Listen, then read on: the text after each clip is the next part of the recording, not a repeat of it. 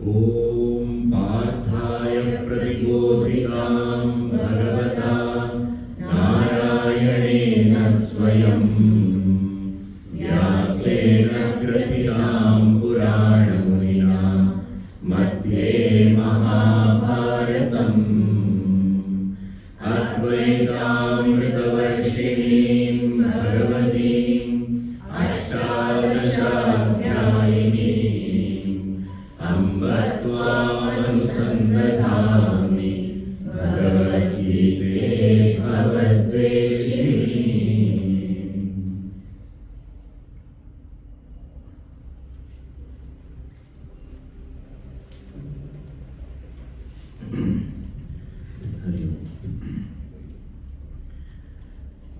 Srimad Bhagavad Gita is referred to as the science of life. Lots of practical guidance is given by Bhagavan Shri Krishna to Arjuna, and in spite of being a text which was communicated, presented more than 5,000 years ago, still the relevance of Gita is very much there even in today's day and age. If we look at the first chapter of the Gita, we understand the condition of the student, that is Arjuna, in what state he is in and what is he looking for. Initially, at the face of it, he is looking very, very confident. But after some time, all the weakness, confusions, all that surfaces. And he himself understands that he is confused only after he speaks for some time to Sri Krishna. And in the beginning of the second chapter, we find Arjuna's state is so very devastated. He is not able to even stand. He is sitting on the seat of the chariot, completely given up hope, what we call a hopeless state. And he is just wondering how I can do anything. He said, I can't fight. I am not going to fight. It is not possible for me. So, in this condition, Bhagavan Shri Krishna chooses to give a little bit of a shock treatment to Arjuna. And that shock treatment did not transform Arjuna, but he brought out some more confusions and fears in his mind. And one of them was, what? I don't know whether we will win or they will win over us. वो जीतेंगे हम जीतेंगे. So which means it was a fear of the outcome. There was anxiety for the result of the war. Of course, there were other things also, whatever he said in the first chapter, but the second chapter, this is a very important thing that comes out.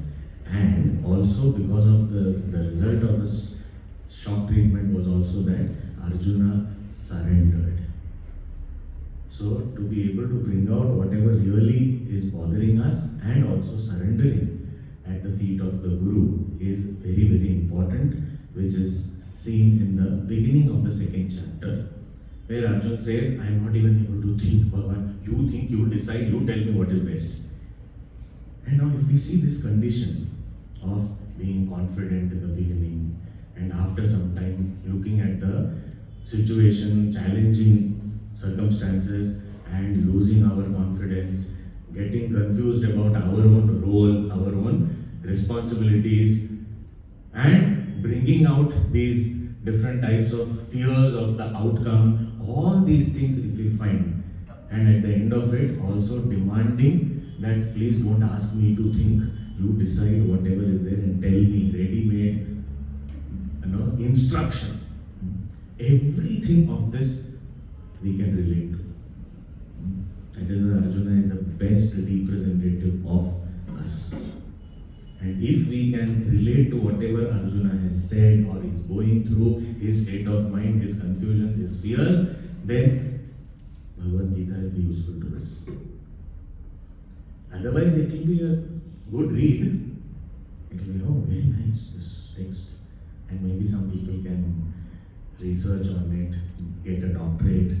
All that is possible. But if it has to go in and transform, we have to be Arjuna. So we have to understand our state is the Arjuna state, which Puja Gurudev says that it is Arjuna disease. So we all suffer from this Arjuna disease. We camouflage it with our confidence and smile. But inside, so much of fear.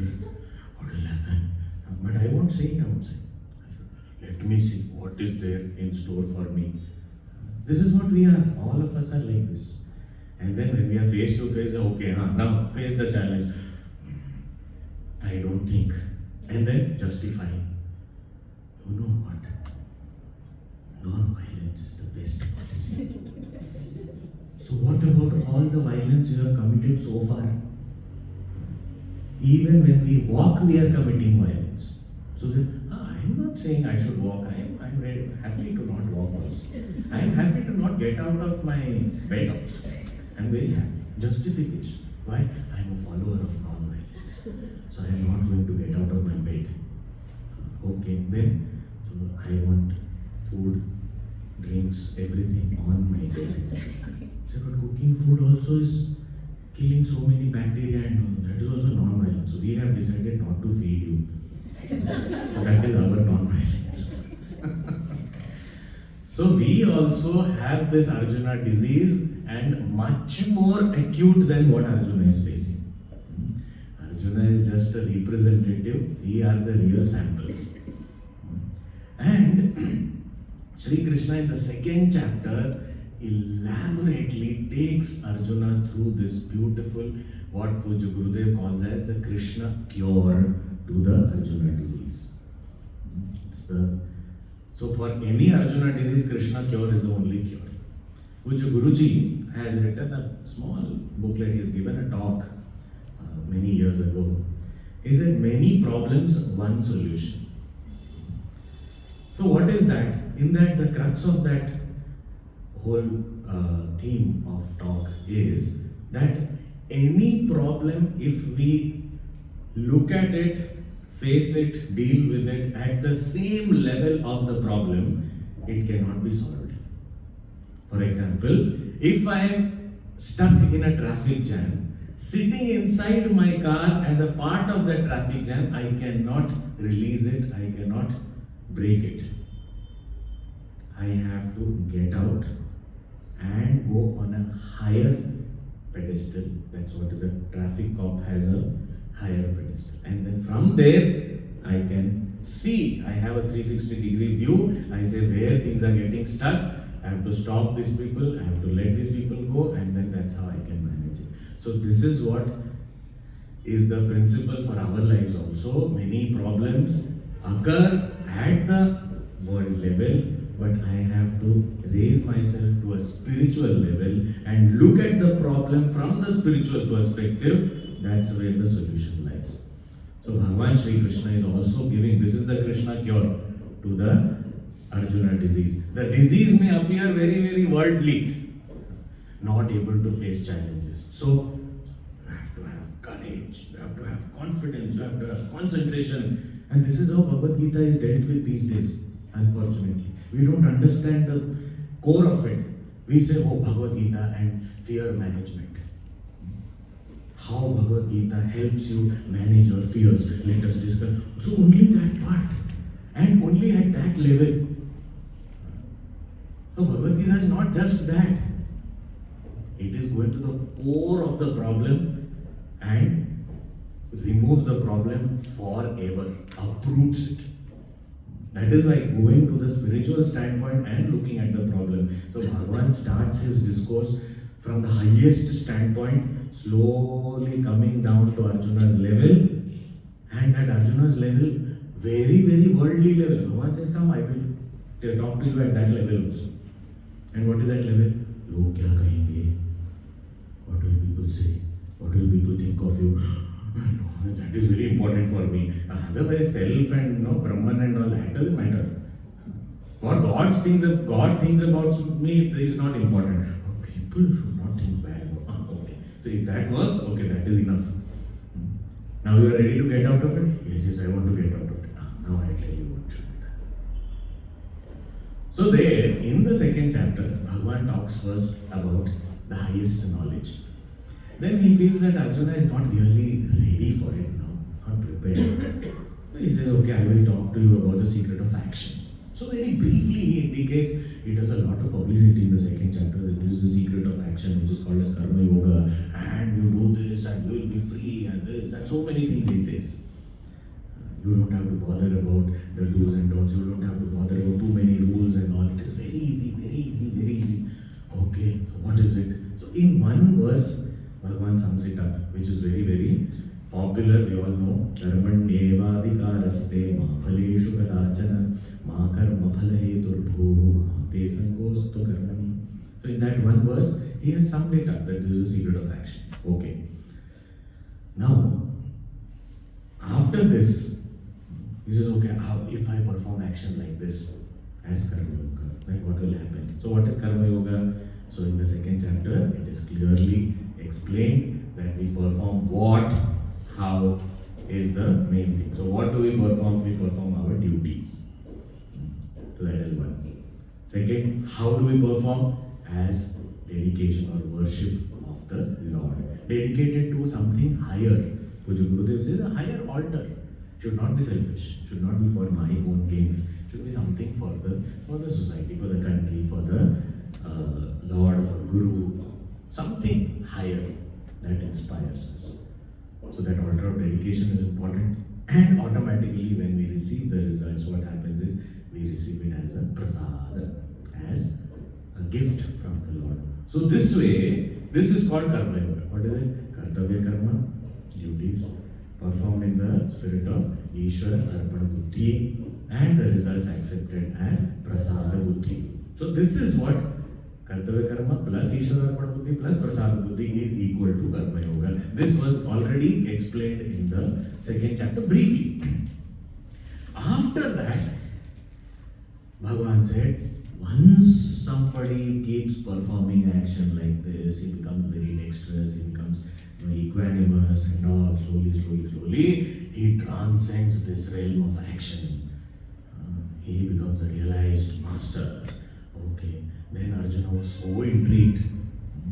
He was caught up. So from that state, fallen state, he was brought up by Bhagavan's discourse itself to that state where he could question. And he said, please tell me about this master, realized master. I want to know more about him. So then Bhagavan very elaborately paints a beautiful pen picture of a master of realization, which is called a Sthita Prajna, a man of steady wisdom.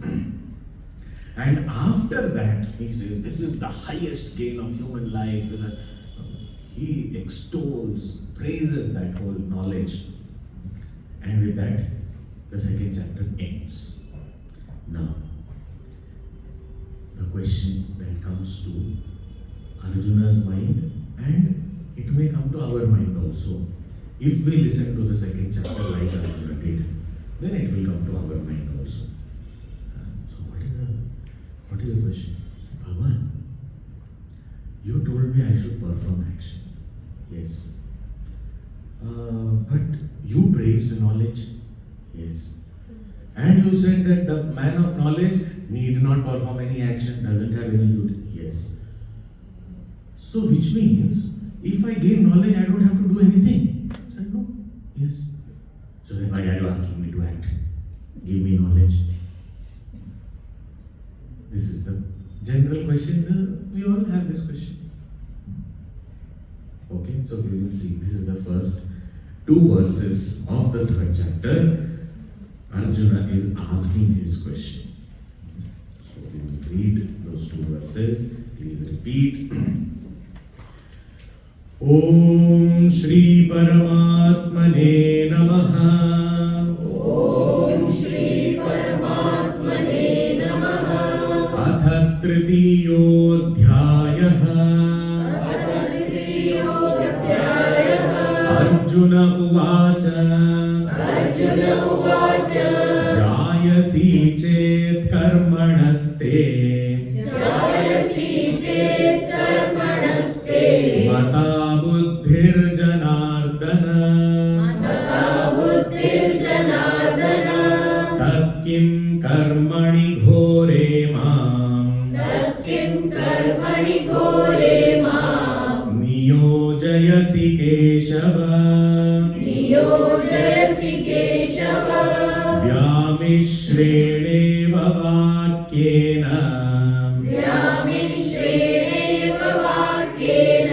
बुद्धिं मोहयसीव मे तदेकं वद निश्चित्य येन श्रेयोऽहमाप्नुयाम्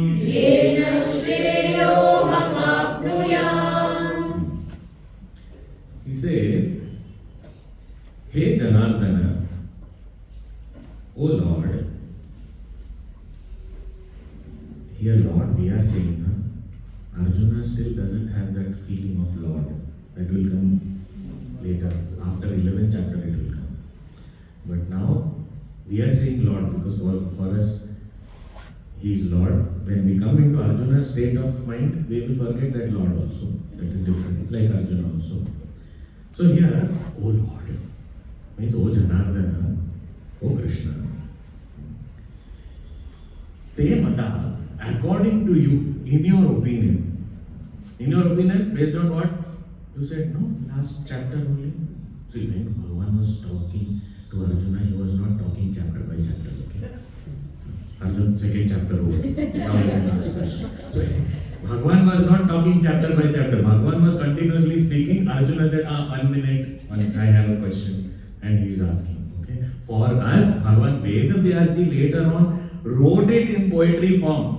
Because some people asked, how long did Bhagavan take to give this discourse to Arjuna? They said, Bhagavad Gita chanting takes about 3 hours. So I think 3 hours he must have stood there and chanted. Bhagavan did not chant these shlokas. Yes, these words were his. But in poetic form, Vedavyasa has put them, presented them. So in poetry, so it was not necessary that Bhagavan chanted poetry and then Arjuna also poetically asking questions. It could have been, but it is not necessary that this is how it happened. Okay? Exactly in this poetical form is not necessary. They were conversing. But for us, it is easier, like remembering some formula or slogan is easy than remembering a passage. So this is how it was presented in our tradition, so that it is easy for us to grasp it, remember it, recall it. So here, Te Mata, according to your opinion that was given in the previous chapter, Karmanaha Buddhi Jayasi. You said that compared to karma, Buddhi, Jnanam or knowledge is Jayasi greater. ज्ञान कर्म से श्रेष्ठ है आपके मतानुसार, according to your opinion. Now, already in the second chapter, Shri Krishna made it very clear, this is not something new. I am talking, this is there in the Veda. I am only reiterating it and presenting it the way you will understand. So he is already, but still, see, listener, these are all aspects, we all have this. It has already been said that it is a validated knowledge. According to you, you just said, but I didn't say, the Veda said. No, but in your opinion, I just heard from you. Okay, chalo, my opinion. Okay, say, what is your question? If knowledge is greater than karma, so that's what you told me. Okay, I said, yes, that is true also. Okay, then, किम कर्मणि घोरे माम नियोजयसि हे केशव, ओ Keshav, नियोजयसि, you are unnecessarily pushing me into what? Karmani, in action. Okay, even if it is good, some good action, then it is still okay. Ghore karmani. In this ghore karma, this terrible action, why are you unnecessarily pushing me into this? If you know and you only believe, and according to you only, if buddhi or jnanam or knowledge is greater than karma, then why are you pushing me into such unpleasant actions? You also have this kind of thing. If it's simple, in school, the teacher says, this chapter is there, we have to study, but and then we have to do the practicals and all also. But we just heard from the education board that this chapter is not going to come in the exam. Then why should we study? Why are you unnecessarily making us do these practicals? If it is not going to come, why should we do? Tatkim karmani ghore mamniya jaisi. Unnecessarily you are making us cut. Dissection of frogs. I don't know, I'm already scared of frogs. And then you are making me dissect them. I can't do that. Tatkim karmani ghore mam. I'm never going to become a doctor. Why do you want me to do all the biology and all these things? Kim karmani ghore mam. So this is a question. And then the person who asks this question feels, I'm so intelligent. I asked such an intelligent question. Nobody मेरे से ज़्यादा बुद्धिमान कोई हो ही नहीं सकता. मैंने पूछा ये सवाल. So we also feel very proud of such question. And Bhagavan also doesn't say anything. Bhagavan doesn't say, hey, foolish question, keep quiet. No. Bhagavan says, oh, very good question. Because encouragement is required. Bhagavan is just silently listening. See, the beauty of the teacher is when he speaks, he speaks. That time, no disturbance, nobody talks. But when he is quiet and somebody has a question, he is silently and attentively listening. He will listen to that in the first chapter also, and now he is listening. Now he is asking a question, okay, tell me what you want to say. So why are you engaging me, pushing me, forcing me into this terrible action? We also have this, even when in a firm or in a family or something, there are the HR department is there. HR people are saying, okay, we have to hire, we need 20 people. Very good, okay. Hire. Fat, everything. Announcements gone, advertisements gone, applications came, interviews conducted, shortlisted, very good, very easy, very okay. Then that same HR department is told, you have to fire 20 people. Now, can we outsource this? There are many people who do this. So let's outsource this. Why? It's a very unpleasant duty. So we also have our preferences. We know it is a duty. Still it is pleasant and unpleasant. So that's what you are. Ghore karmani. Why are you pushing me into actions that I don't like? So it is not about, the action by itself cannot be terrible. Action is an action. But I don't like, I am not comfortable. So why are you pushing me into it? Why are you asking me to work? When you yourself say that knowledge is supreme, so why don't you give me knowledge? Easy, Give me knowledge, then I don't have to do anything. I said, yes, very good. Arjuna, you are thinking, very good. Achha, okay. And then Arjuna said, Bhagavan, Vyamishrena vakyena buddhi mohe sivame. You are confusing me. You are confusing my intellect. Me buddhi mohayasi.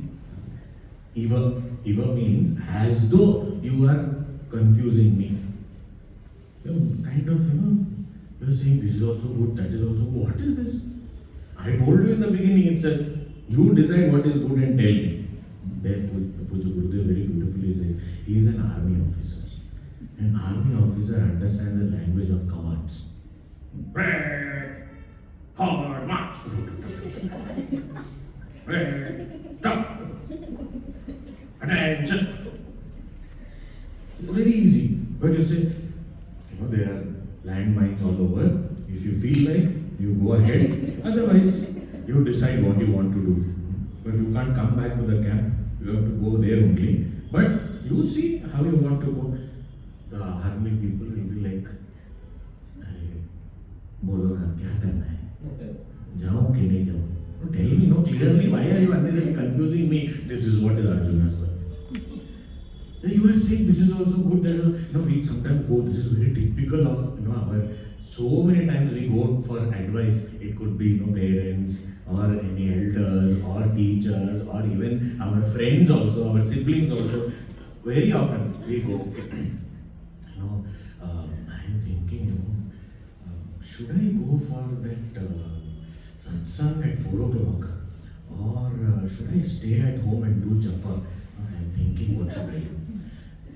Whoever we are asking, that person, he says, satsang is very good. If you go there, you can listen to something, new thing, good.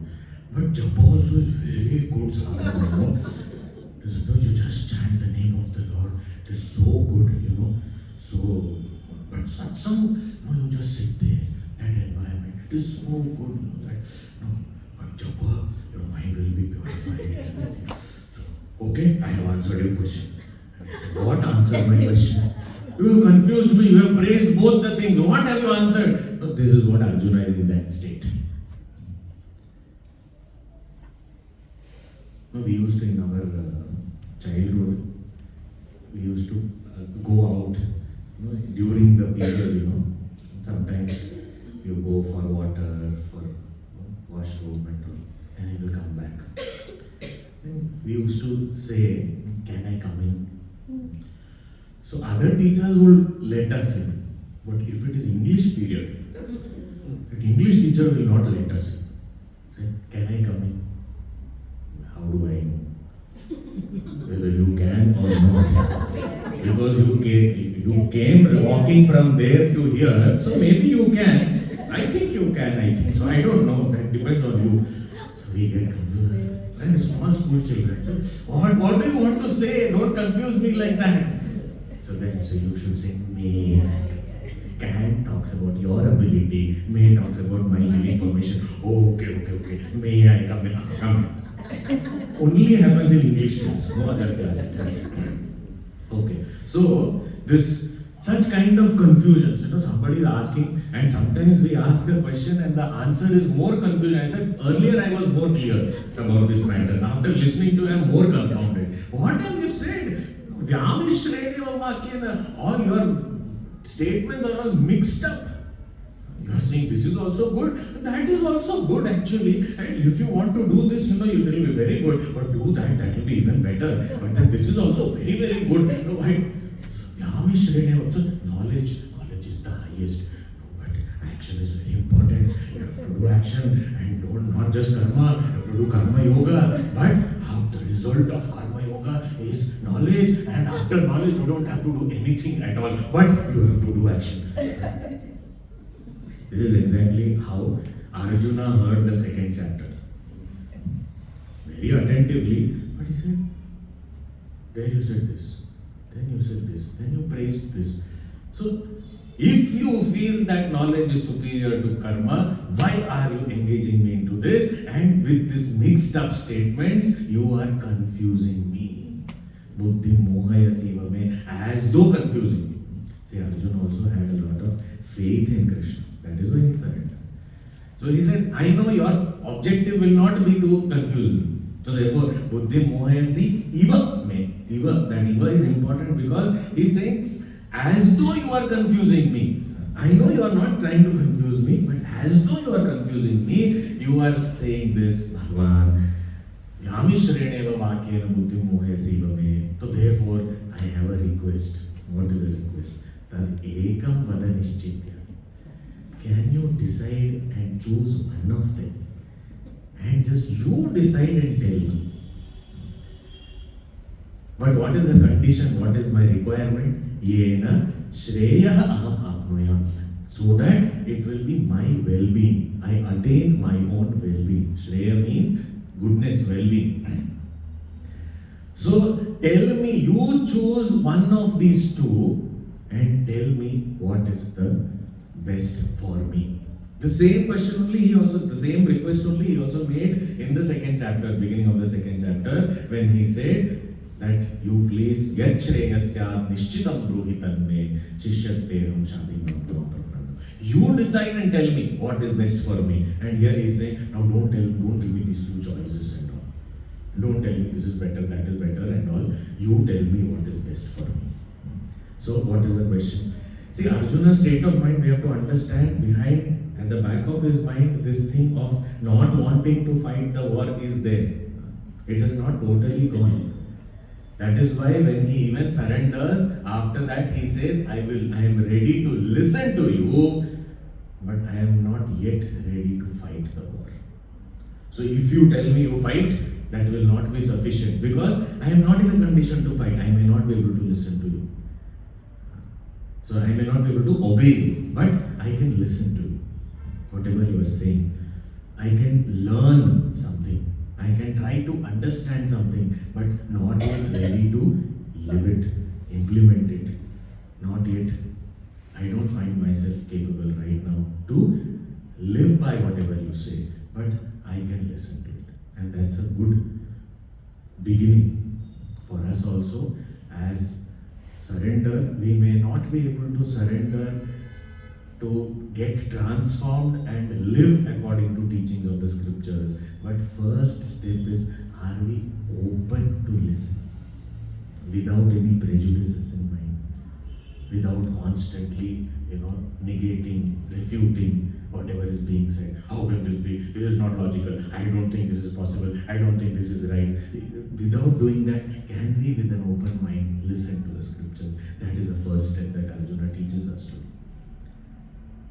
And wherever there is a doubt, when you get a chance, when the teacher gives you a chance, ask. Because keeping a doubt in the mind is not going to resolve anything. We have to ask. And he says very clearly, see, this is the beauty of Arjuna. Arjuna means he is a very straightforward person. If he has a thought, he speaks it out and he does accordingly. There is no difference in this. Thought, speech and action are in one line. That is Arjuna. So he says, I don't see this point. You are saying, you are praising knowledge so much, and on the other hand, you are asking me to do such an unpleasant duty. How will I do this? I am getting confused. You are as though confusing me with this mixed approach. So you please decide for yourself, understand yourself. You choose whatever is best for me, and you tell me, do this, Arjuna. That's all. See, the point is, we may also, because we relate to Arjuna, we are able to understand what his state of mind is. Because he is our representative after all. We may also agree with Arjuna and say, why can't Krishna just say, get up, fight? Why can't he say? But the point is, in the beginning of the second chapter, he has already said that. But it did not work. He said, get up and fight. But it did not work. So Krishna understood that he has to understand and decide himself. And this is what Puja Guruji again and again keeps telling. Nobody listens to anyone else. We all listen to our own mind. So whatever my mind says, I will do. So if we appear to be listening to someone else, my mind has said you listen to them.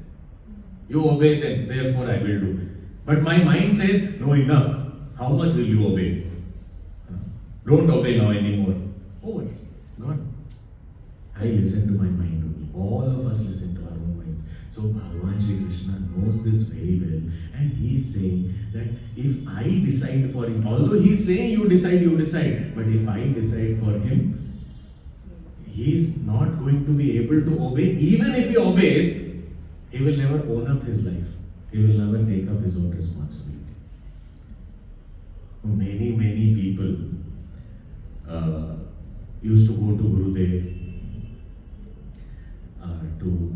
for matchmaking.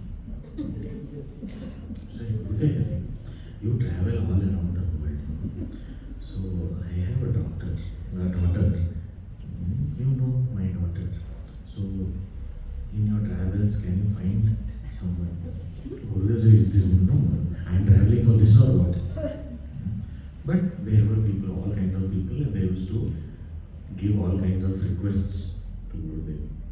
So that in one place Gurudev has said that there are some youngsters also who would come and say, should I marry? I said, this is a very dangerous question and no intelligent person will give a yes or no answer. Because you can't make a decision for anyone else. It should be one's own decision. And in some place Gurudev has actually said this. He says, if, let us say, assume, I say yes. So he gets married because why does he get married? Gurudev has said, so I got married. Now, let us say I said no. Gurudev has said, so I did not get married. Now, in life, human life, some difficulties, sorrows will come. Whether you get married or not, sorrows and difficulties will come. But if it was Gurudev's decision, then when the sorrows come, because of Gurudev I am suffering today.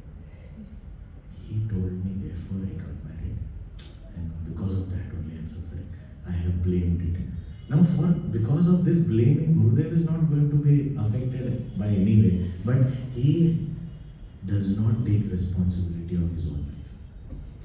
So therefore that suffering continues longer. So that's why Gurudev said it should be our own decision. Any question. And in some places he has given direct instruction also.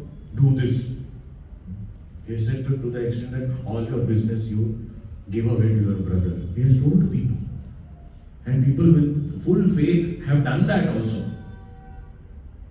And they are really prosperous today. And without any tensions of the family difficulties and everything. So he has given such instructions also. But only to chosen few. Majority of us, we don't belong to that category. We belong to this category. Where if somebody takes a decision for me, I will not take responsibility of my life. That is how I will be.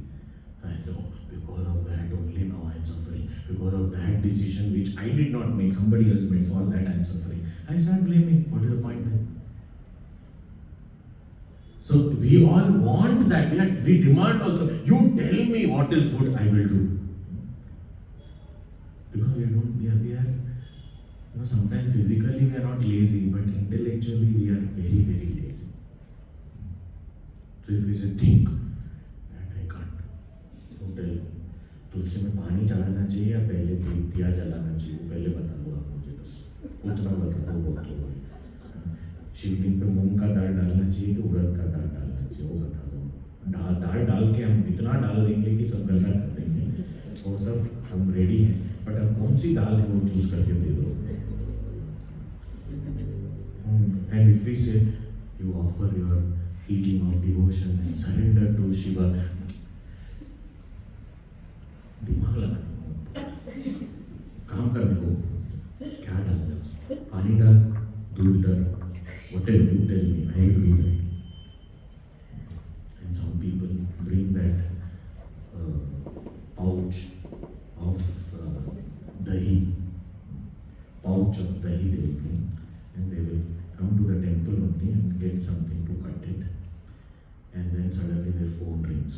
They are standing in front of the Shiva. The phone rings. They take the phone. Acha. Now the open pouch of curds is there in their hand. And then what to do now? Bolo. Dahi doesn't come so easily. So if it was milk, it will come out. This is not coming out easily. Bolo. एक minute, okay, this is how we do Abhishek for Shiva. And say, you tell me, I will follow whatever you say. And he say, put your phone, switch your phone off when you come to the temple. That I can't do. Why? Are you a doctor? No. So then what is your job? I am unemployed. Then why do you want your phone on? Anyway, nobody is going to remember you.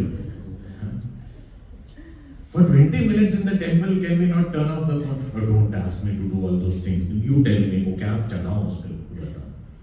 We want some very, very gross, mundane kinds of things. And you tell me I will do, you tell me I will do, and I will do only those things which are like very, very, very, where no thinking is involved. So that, feeling should be there. With love you do.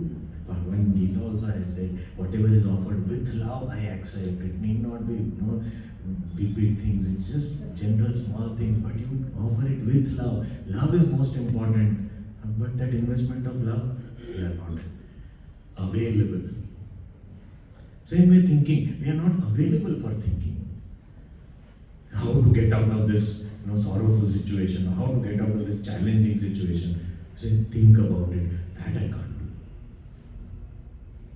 So thinking is very difficult. So here Arjuna is demanding. He's saying, you just decide and you tell me what I should do. That's all. That's enough.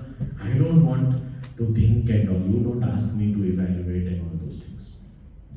On one side, yes, I am not capable of it right now, independently. Difficult for me to think. And second, I am lazy. I don't want to think. You just tell me, I will follow.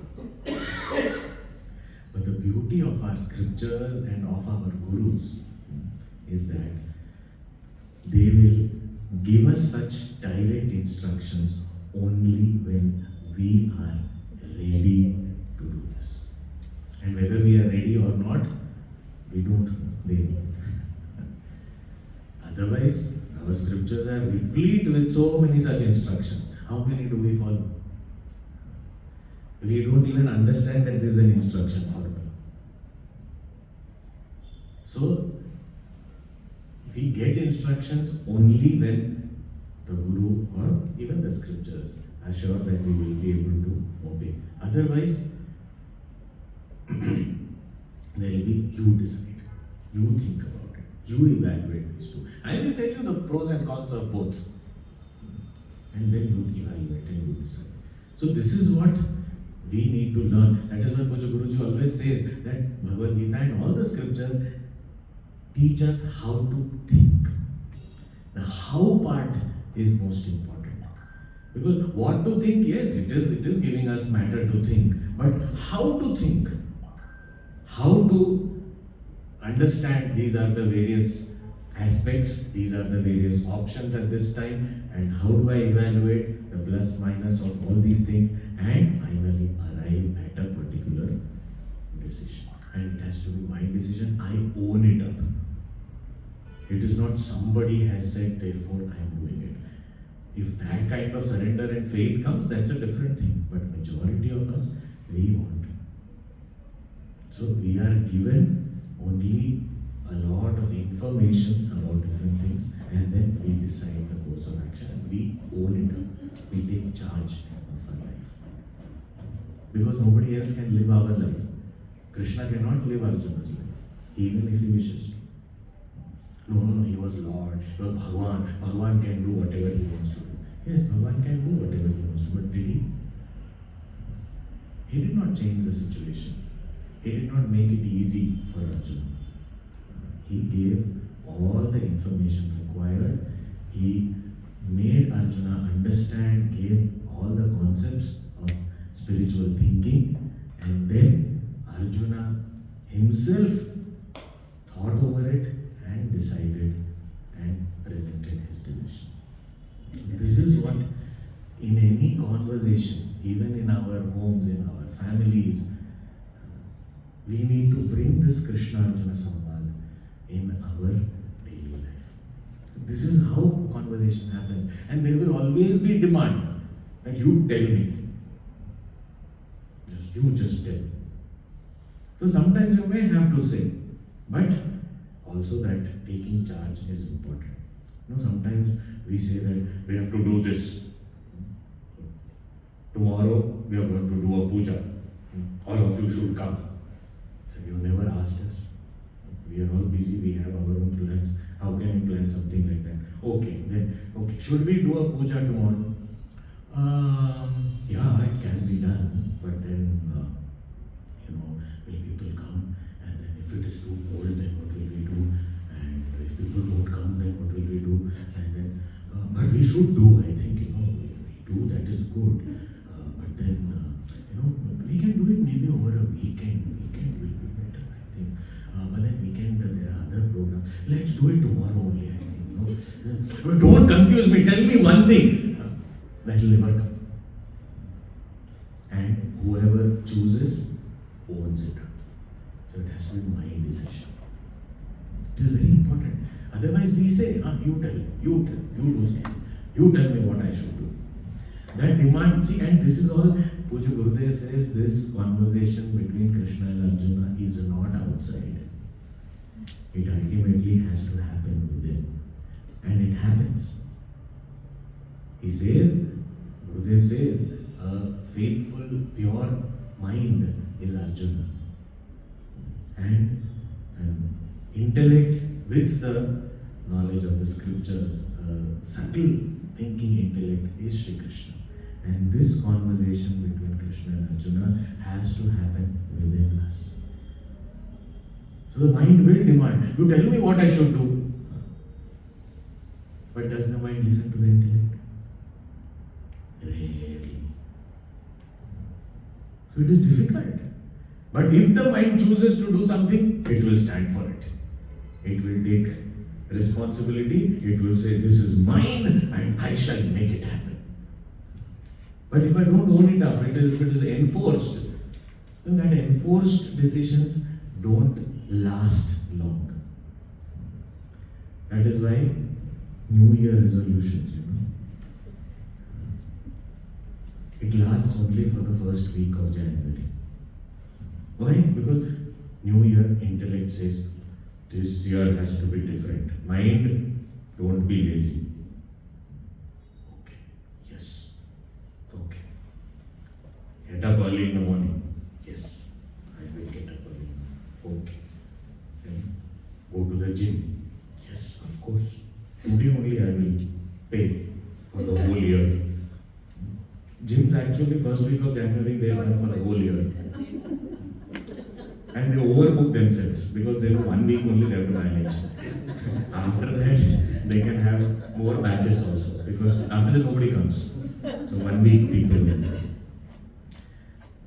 So, yes, I will do. So now what happens is, it is subtly enforcement. But when the mind sees joy in this, so I get so much of joy. And the mind says, I want to do this. And the intellect says, good. Go ahead. I will be with you. I will support you in your decision. And the mind says, okay, you are supporting me? Good. So now I will make it happen. That's when things happen. This is what is the real secret. Why things are not happening here. This kind of demand, the mind demands. And in our relationships also we demand. Not understanding that we are not ready to obey. So you tell me what I should do. I am ready. Sometimes we take appointments. What time should I meet you? Okay, this time. This time I am busy. Okay, then this time you. That time. Okay.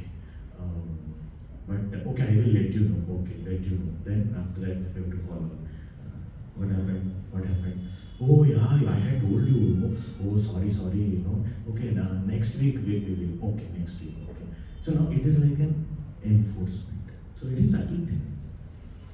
But if I only say, I want to come at this time, this day, can I come? Okay, come. Okay. Then I will own it up. It is a very subtle kind of thing. So to own up. Why are you putting me through this very, very painful and terrible action? So it seems from Arjuna's question that he has understood that these two are two different paths. The point is, this is this kind of confusion will come to one who understands that these two are totally opposed, different paths. And either Karma Yoga or Jnana Yoga. So this is the confusion. Now, you see Bhagavan how he answers, how he responds to this question. Very, very beautiful response to make it crystal clear. And what really is the flaw in the question, and also how we can choose this Karma Yoga, how to understand this beautiful way of action, and how can our actions become a stepping stone for our spiritual path. So we'll see that tomorrow. Om Purnamadav Purnamidam Purnat Purnamudachyate Purnasya Purnamadaya Purnameva Vashishyate. Om Shanti Shanti Shanti. Hari Om Shri Guru Pyo